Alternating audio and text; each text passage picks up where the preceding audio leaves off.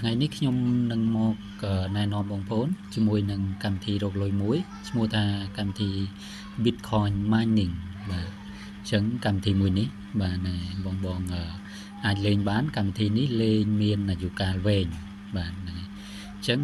បងអាចចូលទៅ down ក្នុងកម្មវិធី Play Store បានបាទដោយចូលមក Play Store មកបន្ទាប់ចូលមករួចរាល់ហើយយើងចុចទៅលើពាក្យថាស្វែងរកមក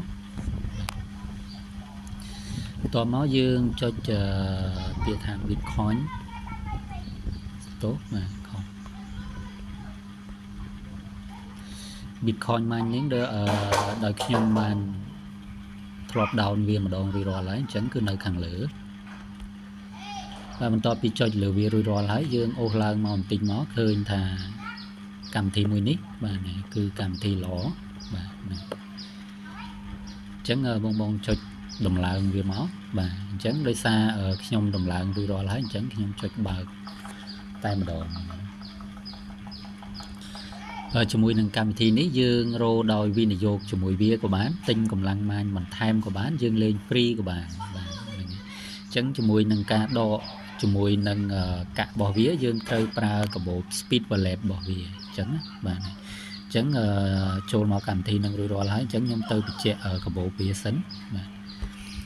បាទហ្នឹងអញ្ចឹងជាមួយនឹងកម្មវិធីហ្នឹងគឺវា support ជាមួយនឹងកាបូបមួយនេះអញ្ចឹងបងត្រូវចូលទៅ down នៅកាបូបមួយនេះមួយទៀតបាទអញ្ចឹងយើងចូលមកកម្មវិធីរបស់យើងវិញ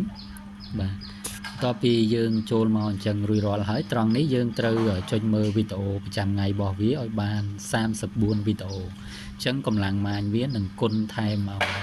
ហើយចំពោះត្រង់នេះគឺយើងចុចយកកម្លាំងម៉ាញប្រចាំថ្ងៃគ្រប់24ម៉ោងបាទ24ម៉ោងគឺយើងមកចុច claim ត្រង់នេះដើម្បីយកកម្លាំងម៉ាញបន្ថែមតពី24ម៉ោងទៅរហូតអញ្ចឹងបាទអញ្ចឹងវីដេអូមានតែប៉ុណ្្នឹងទេជាមួយនឹងការដកកាក់ចាំមើលខ្ញុំនឹងធ្វើវីដេអូតាមក្រោយជាបន្តទៀតបាទអរគុណចំពោះការតាមដានទាំងអស់គ្នា